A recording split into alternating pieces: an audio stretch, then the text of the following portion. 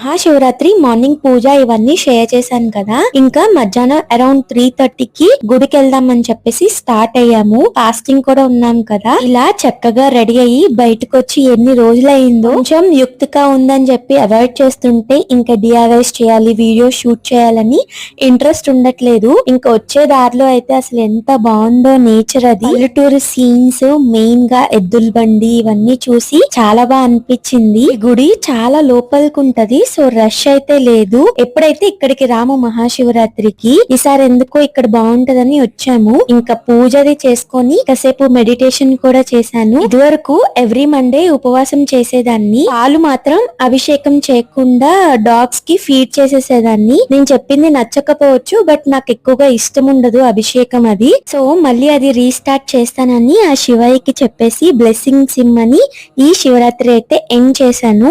video నచ్చితే